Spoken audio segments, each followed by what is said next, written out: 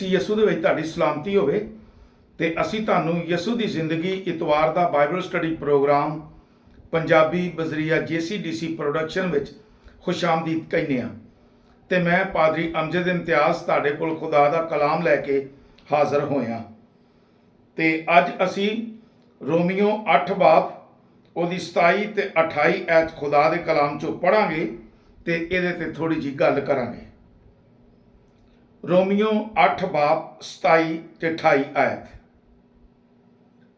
ਤੇ ਉਹ ਜਿਹੜਾ ਦਿਲਾਂ ਦਾ ਜਾਣਨ ਵਾਲਾ ਹੈ ਜਾਣਦਾ ਹੈ ਭਈ ਰੂਹ ਦੀ ਕੀ ਨੀਅਤ ਹੈ ਕਿਉਂ ਜੋ ਉਹ ਖੁਦਾ ਦੀ ਮਰਜ਼ੀ ਦੇ ਸਬਬੋਂ ਪਾਕ ਲੋਕਾਂ ਦੀ ਸਿਫਾਰਿਸ਼ ਕਰਦਾ ਹੈ ਤੇ ਅਸੀਂ ਜਾਣਨੇ ਆ ਭਈ ਸਾਰੀਆਂ ਸ਼ੈਵਾਂ ਉਹਨਾਂ ਲਈ ਜਿਹੜੇ ਖੁਦਾ ਨਾਲ ਮੁਹੱਬਤ ਰੱਖਦੇ ਨੇ ਰਲ ਕੇ ਫਾਇਦਾ ਪੈਦਾ ਕਰਦੀਆਂ ਨੇ। ਇਹ ਉਹ ਨੇ ਜਿਹੜੇ ਖੁਦਾ ਦੇ ਇਰਾਦੇ ਦੇ ਸਬਬੋਂ ਸੱਦੇ ਗਏ ਨੇ। ਖੁਦਾ ਦੇ ਕਲਾਮ ਤੇ ਪੜ੍ਹੇ ਤੇ ਸੁਣੇ ਜਾਣ ਤੇ ਉਹਦੀ ਬਰਕਤ ਹੋਵੇ। ਅੱਜ ਮੈਂ ਗੱਲ ਕਰਨਾ ਚਾਹੁੰਦਾ ਵਾਂ ਜਿਹੜੇ ਲੋਕ ਖੁਦਾ ਤੇ ਈਮਾਨ ਰੱਖਦੇ ਨੇ। ਪਹਿਲੀ ਗੱਲ ਤੇ ਇਹ ਸਮਝ ਲਓ ਕਿ ਈਮਾਨ ਸ਼ੈਤਾਨ ਵੀ ਰੱਖਦਾ ਹੈ ਤੇ ਜਿਹੜੇ ਬੁੱਤਾਂ ਦੀ ਪੂਜਾ ਕਰਦੇ ਨੇ ਉਹ ਵੀ ਈਮਾਨ ਰੱਖਦੇ ਨੇ ਤੇ ਜਿਹੜੇ ਖੁਦਾ ਨੂੰ ਨਹੀਂ ਮੰਨਦੇ ਉਹ ਵੀ ਇੱਕ ਈਮਾਨ ਰੱਖਦੇ ਨੇ।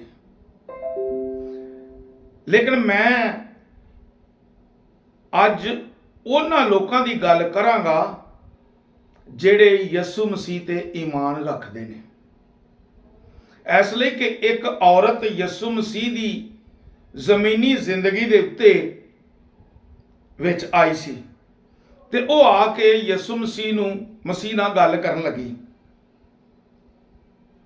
ਤੇ ਯਿਸੂ ਮਸੀਹ ਨੇ ਕਿਹਾ ਜਾ ਤੇਰੇ ਈਮਾਨ ਨੇ ਤੁਝੇ ਅੱਛਾ ਕੀਆ ਕਿ ਜੋ ਤੇਰਾ ਈਮਾਨ ਹੈ ਕਿਉਂ ਉਹਦਾ ਈਮਾਨ ਯਿਸੂ ਮਸੀਹ ਤੇ ਸੀ ਤੇ ਉਹਨੇ ਆਖਿਆ ਮੈਂ ਯਿਸੂ ਕੋਲ ਜਾਵਾਂਗੀ ਤੇ ਆ ਕਰਾਂਗੀ ਤੇ ਹੋ ਜਾਏਗਾ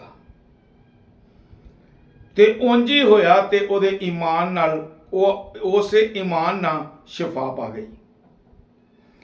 ਅੱਜ ਮੈਂ ਗੱਲ ਕਰਨਾ ਵਾਂ ਕਿ ਉਹ ਲੋਕ ਜਿਹੜੇ ਯਿਸੂ ਮਸੀਹ ਤੇ ਖੁਦਾ ਤੇ ਈਮਾਨ ਰੱਖਦੇ ਨੇ ਤੇ ਖੁਦਾ ਵੀ ਉਹਨਾਂ ਦੇ ਦਿਲਾਂ ਨੂੰ ਜਾਣਦਾ ਹੈ ਤੇ ਉਹਨਾਂ ਦੀ ਨੀਅਤ ਨੂੰ ਵੀ ਜਾਣਦਾ ਹੈ ਤੇ ਖੁਦਾ ਤੇ ਜਿਹੜੇ ਈਮਾਨ ਲਿਆਂਦੇ ਨੇ ਤੇ ਉਹਦੇ ਨਾਲ ਚੱਲਦੇ ਨੇ ਉਹ ਖੁਦਾ ਦੀ ਮਰਜ਼ੀ ਦੇ ਮੁਤਾਬਕ ਬੁਲਾਏ ਗਏ ਨੇ। ਤੇ ਜਿਹੜੀ ਖਾਸ ਅਸੀਂ ਗੱਲ ਕਰਾਂਗੇ ਉਹ ਇਹ ਵੇ ਭਾਈ ਸਾਰੀਆਂ ਸ਼ੈਵਾਂ ਉਹਨਾਂ ਲਈ ਜਿਹੜੇ ਖੁਦਾ ਨਾਲ ਮੁਹੱਬਤ ਰੱਖਦੇ ਨੇ ਰਲ ਕੇ ਫਾਇਦਾ ਕਰਦੀਆਂ ਨੇ। ਸਾਰੀਆਂ ਸ਼ੈਵਾਂ ਰਲ ਕੇ ਫਾਇਦਾ ਕਰਦੀਆਂ ਨੇ।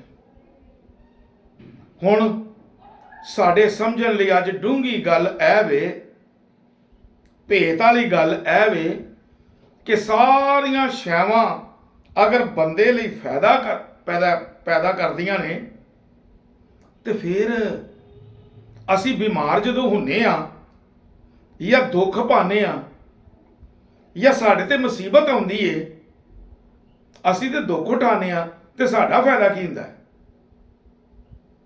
ਜ਼ਰਾ ਗੌਰ ਨਾਲ ਸੁਣੋ। ਪਹਿਲਾਂ ਮੈਂ ਗੱਲ ਕਰਾਂਗਾ ਪਾਲੂਸ ਦੀ ਤੇ ਫਿਰ ਅਸੀਂ ਕਰਾਂਗੇ ਆਪਣੀ ਗੱਲ। ਪਾਲੂਸ ਰਸੂਲ ਈਮਾਨ ਦੀ ਕਿਤਾਬ 'ਚ ਲਿਖਿਆ ਹੈ ਕਿ ਪਾਲੂਸ ਰਸੂਲ ਸਿਲਾਸ ਦੇ ਨਾਲ ਦੁਆ ਕਰਨ ਲਈ ਜਾ ਰਿਹਾ ਹੈ। ਉਹਨਾਂ ਇੱਕ ਨੌਕਰਾਣੀ ਨੂੰ ਜਿਹਦੇ 'ਚ ਗਰਦਾਨ ਰੂਹ ਸੀ ਬਦਰੂ ਸੀ ਉਹਦੇ ਤੇ ਉਸ ਬਦਰੂ ਨੂੰ ਝਿੜਕਿਆ ਉਹ ਠੀਕ ਹੋ ਗਈ ਤੇ ਉਹਦੇ ਠੀਕ ਹੋਣ ਦੇ ਸਬਬੋਂ ਜਿਹੜੇ ਮਾਲਕ ਸਨ ਉਹਨਾਂ ਦੀ ਕਮਾਈ ਜਾਂਦੀ ਰਹੀ ਤੇ ਉਹਨਾਂ ਫੜ ਕੇ ਤੇ ਉਹਨੂੰ ਜੇਲ੍ਹ 'ਚ ਪਵਾਤਾ ਨਾਲੇ ਬੈਂਤ ਲਗਵਾਏ ਤੇ ਨਾਲੇ ਉਹਨਾਂ ਨੂੰ ਬੰਦ ਕਰਤਾ ਕਾਠ ਦੀ ਕੋਠੜੀ 'ਚ ਬੰਦ ਕਰ ਦਿੱਤਾ। ਕਾਠ ਨਾ ਬੰਨਦਾ ਯਾਨੀ ਲੱਕੜੀ ਨਾ ਬੰਨ ਦਿੱਤਾ। ਉਹਨਾਂ ਨੂੰ ਜਦੋਂ ਬੈਂਤ ਲੱਗੇ ਹਨ ਤੇ ਬੰਨੇ ਹੋਏ ਸਨ ਤੇ ਉਹਨਾਂ ਆਖਿਆ ਅਸੀਂ ਤੇ ਮੁਸੀਬਤ ਚ ਆ, ਲੇਕਿਨ ਕੀਤਾ ਤੇ ਭਲਾ ਸੀ ਹਾਂ। ਲੇਕਿਨ ਭਰਾਓ ਗੱਲ ਸੁਣ ਲਓ, ਮੈਂ ਤੇ ਪੈਗਾਮ ਦਿੱਤਾ ਹੈ, ਮੈਂ ਅੱਜ ਦੇ ਪੈਗਾਮ ਤੇ ਆਵਾਂਗਾ। ਉਹ ਸਾਰੀਆਂ ਸ਼ੈਵਾਂ ਜਿਹੜੀਆਂ ਮੁਸੀਬਤਾਂ ਜਿਹੜੀਆਂ ਹਨ ਸਾਰੀਆਂ, ਉਹ ਭਲਾਈ ਇੰਜ ਪੈਦਾ ਕਰ ਗਈਆਂ, ਫਾਇਦਾ ਇੰਜ ਪਹੁੰਚਾ ਗਈਆਂ ਕਿ ਉਂਝ ਖਰੇ ਕਿੰਨਿਆਂ ਨੂੰ ਉਹਨਾਂ ਨੇ ਕਲਾਮ ਸੁਣਾਉਣਾ ਸੀ ਤੇ ਕਿੰਨੇ ਲੋਕਾਂ ਨੇ ਤੌਬਾ ਕਰਨੀ ਸੀ। ਲੇਕਿਨ ਜੇਲ੍ਹ ਦੇ ਵਿੱਚ ਜਿਹੜੇ ਲੋਕ ਸਨ ਉਹ ਵੀ ਤੌਬਾ ਕਰ ਗਏ। ਜਿਹੜਾ ਜੇਲ੍ਹ ਦਾ ਇੰਚਾਰਜ ਸੀ, ਜਿਹੜਾ ਦਰੋਗਾ ਸੀ, ਉਹਦਾ ਤੇ ਉਹਦਾ ਘਰਾਨਾ ਵੀ ਤੌਬਾ ਕਰ ਗਿਆ ਤੇ ਖੁਦਾ ਦੇ ਕੋਲ ਆ ਗਏ। ਯਾਨੀ ਉਹਨਾਂ ਦਾ ਮੁਸੀਬਤ ਸਹਿਣਾ ਵੀ ਉਹਨਾਂ ਲਈ ਫਾਇਦਾ ਹੋ ਗਿਆ।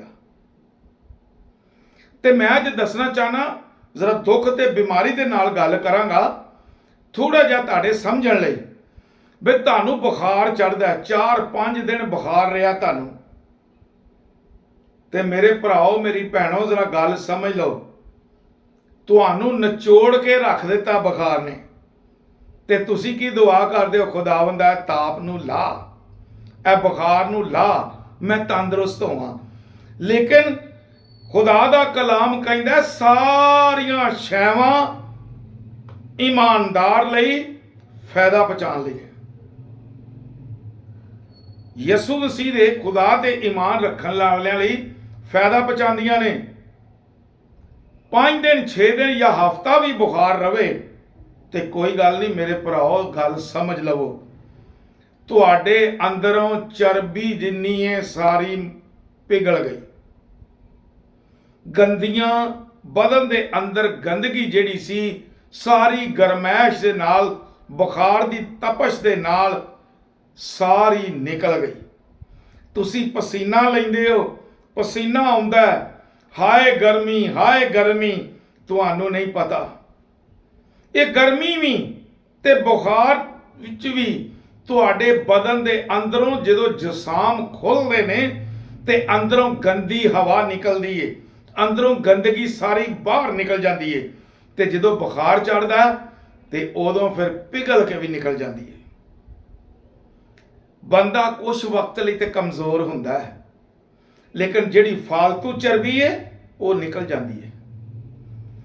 ਇਸ ਲਈ ਕਿ ਉਹ ਚਰਬੀ ਨੇ ਵੱਧ ਕੇ ਜਦੋਂ ਤੁਹਾਨੂੰ ਬਿਮਾਰ ਕਰਨਾ ਤੇ ਤੁਹਾਡੇ ਤੇ ਅਟੈਕ ਕਰਨਾ ਹੈ, ਤੁਹਾਡਾ ਭਾਵੇਂ ਦਿਲ ਦਾ ਅਟੈਕ ਹੋਵੇ ਤੇ ਭਾਵੇਂ ਤੁਹਾਨੂੰ ਬਲੱਡ ਪ੍ਰੈਸ਼ਰ ਹੋਵੇ, ਯਾਦ ਰੱਖ ਲਓ ਉਹ ਗੰਦਗੀ ਨਿਕਲੀ ਬੁਖਾਰ ਚੜ੍ਹਨ ਦੇ ਨਾਲ ਤੁਸੀਂ ਦੁਬਾਰਾ ਫਿੱਟ ਹੋ ਜਾਂਦੇ ਹੋ।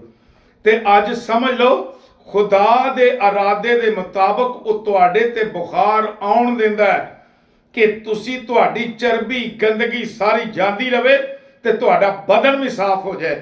ਤੇ ਉਸ ਬੁਖਾਰ ਦੇ ਵਿੱਚ ਜਦੋਂ ਤੁਸੀਂ ਖੁਦਾ ਵੱਲ ਰਜੂ ਲਿਆਉਂਦੇ ਹੋ ਤੇ ਆਪਣੇ ਗੁਨਾਹਾਂ ਦੀ ਮਾਫੀ ਮੰਗਦੇ ਹੋ, ਗਲਤੀਆਂ ਦੀ ਮਾਫੀ ਮੰਗਦੇ ਹੋ, ਜਾਂ ਖੁਦਾ ਨਾਲ ਉਂਝ ਗੱਲਾਂ ਕਰਦੇ ਹੋ, ਖੁਦਾ ਦੀ ਸ਼ੁਕਰਗੁਜ਼ਾਰੀ ਕਰਦੇ ਹੋ, ਤੇ ਖੁਦਾ ਨਾਲ ਤਾਲੁਕ ਵੱਧਦਾ, ਖੁਦਾ ਵੀ ਖੁਸ਼ ਹੁੰਦਾ ਕਿ ਬੁਖਾਰ ਚੜਿਆ ਲੇਕਿਨ ਮੇਰੇ ਨਾਲ ਰਾਬਤੇ ਦੇ ਵਿੱਚ। ਅਸੀਂ ਖੁਦਾ ਦੇ ਕਰੀਬ ਹੋ ਜਾਂਦੇ ਆ, ਲਾਗੇ ਹੋ ਜਾਂਦੇ ਆ ਜਦੋਂ ਖੁਦਾ ਨਾਲ ਗੱਲਾਂ ਕਰਨੇ ਆ। ਤੇ ਮੇਰੇ ਭਰਾਓ, ਇਹ ਬੁਖਾਰ ਚੜ੍ਹਨਾ ਜਾਂ ਕੋਈ ਬਿਮਾਰੀ ਆਉਣਾ ਇਹ ਕੋਈ ਵੱਡੀ ਗੱਲ ਨਹੀਂ। ਜ਼ਰਾ ਵੇਖੋ, ਇਹ ਬਿਮਾਰੀ ਛੋਟੀ ਜੀ ਹੁੰਦੀ ਏ, ਕਿੰਨੇ ਦਿਨਾਂ 'ਚ, ਹਫ਼ਤੇ 'ਚ ਠੀਕ ਹੋ ਜਾਏਗੀ, 3 ਦਿਨ 'ਚ ਠੀਕ ਹੋ ਜਾਏਗੀ, ਉਹ ਮਹੀਨੇ 'ਚ ਠੀਕ ਹੋ ਜਾਏਗੀ। ਲੇਕਿਨ ਉਸ ਤੋਂ ਬਾਅਦ ਜਿਹੜਾ ਤੁਹਾਡਾ ਬਦਨ ਨਵਾਂ ਹੋ ਜਾਂਦਾ ਹੈ ਤੇ ਖੁਦਾ ਨਾਲ ਚੱਲ ਕੇ, ਖੁਦਾ ਨਾਲ ਗੱਲਾਂ ਕਰਕੇ, ਦੁਆਵਾਂ ਕਰਕੇ ਜਿੰਨੇ ਤੁਸੀਂ ਖੁਦਾ ਦੇ ਕਰੀਬ ਹੋ ਜਾਂਦੇ ਹੋ, ਉਸ ਤੋਂ ਵੱਡੀ ਹੋਰ ਕਿਹੜੀ ਗੱਲ ਹੋ ਸਕਦੀ ਹੈ। ਤੇ ਆਪ ਹੀ ਸਮਝ ਲਓ ਸਾਡੇ ਲਈ ਭਲਾਈ ਹੈ, ਸਾਡੇ ਲਈ ਫਾਇਦਾ ਹੈ ਜਾਂ ਨੁਕਸਾਨ ਹੈ। ਬੰਦਾ ਬਿਮਾਰ ਹੋਇਆ, ਅਸੀਂ ਕੀ ਕਹਿੰਦੇ ਹਾਂ, ਬੰਦਾ ਬਿਮਾਰ ਹੋਇਆ, ਨੁਚੜਿਆ ਗਿਆ, ਉਹ ਨੁਚੜਿਆ ਗਿਆ, ਅੰਦਰੋਂ ਸਭ ਕੁਝ ਗੰਦਗੀ ਨਿਕਲ ਗਈ ਏ, ਨਵਾਂ ਬਦਨ, ਨਵਾਂ ਖੂਨ, ਨਵੀਂ ਰੂਹ, ਰੂਹ ਵੀ ਤਾਜ਼ਾ ਹੋ ਗਈ ਹੈ। ਤੇ ਸਾਰੀਆਂ ਸ਼ੈਵਾਂ ਇਨਸਾਨ ਲਈ, ਇਮਾਨਦਾਰ ਲਈ ਭਲਾਈ ਪੈਦਾ ਕਰਦੀਆਂ ਨੇ। ਤੇ ਅੱਜ ਅਸੀਂ ਇਹਦੇ ਤੇ ਗੱਲ ਕਰ ਰਹੇ ਸਾਂ ਤੇ ਹਾਲੀ ਪੈਗਾਮ ਖਤਮ ਨਹੀਂ ਹੋਇਆ, ਅਸੀਂ ਇਹਦੇ ਤੇ ਫਿਰ ਗੱਲ ਕਰਾਂਗੇ। ਤੇ ਅੱਜ ਮੈਂ ਇੰਨਾ ਹੀ ਸਮਝਾਣਾ ਬਿਹਤਰ ਸਮਝਦਾ ਵਾਂ ਕਿ ਸਾਨੂੰ ਬੁਖਾਰ ਵੀ ਚੜ ਜਾਏ ਤੇ ਸਮਝੋ ਸਾਡੇ ਲਈ ਭਲਾਈ ਹੈ, ਸਾਡੇ ਲਈ ਫਾਇਦਾ ਹੈ। ਜੇ ਬਿਮਾਰ ਵੀ ਹੋਏ ਆ ਕੋਈ ਗੱਲ ਨਹੀਂ, ਦਵਾਈ ਲਵੋ, ਠੀਕ ਹੋਵੋ, ਲੇਕਿਨ ਇਹਦੇ ਲਈ ਵੀ ਸਾਡੇ ਤੇ ਫਾਇਦਾ ਸਾਡੇ ਤੇ ਕਿਉਂ ਬਾਈਬਲ ਸਾਨੂੰ ਦੱਸਦੀ ਏ ਸਾਰੀਆਂ ਸ਼ੈਵਾਂ ਮਿਲ ਕੇ ਰਲ ਕੇ ਇਕੱਠੀਆਂ ਹੋ ਕੇ ਬੰਦੇ ਲਈ ਭਲਾਈ ਪੈਦਾ ਕਰਦੀਆਂ ਨੇ, ਉਹਨਾਂ ਲਈ ਜਿਹੜੇ ਖੁਦਾ ਦੇ ਇਰਾਦੇ ਦੇ ਮੁਤਾਬਕ ਨੇ। ਖੁਦਾ ਤੁਹਾਨੂੰ ਇਸ ਕਲਾਮ ਨੂੰ ਸਮਝਣ ਤੇ ਇਹਦੇ ਤੇ ਅਮਲ ਕਰਨ ਦੀ ਤੌਫੀਕ ਦੇਵੇ। ਆਮੀਨ।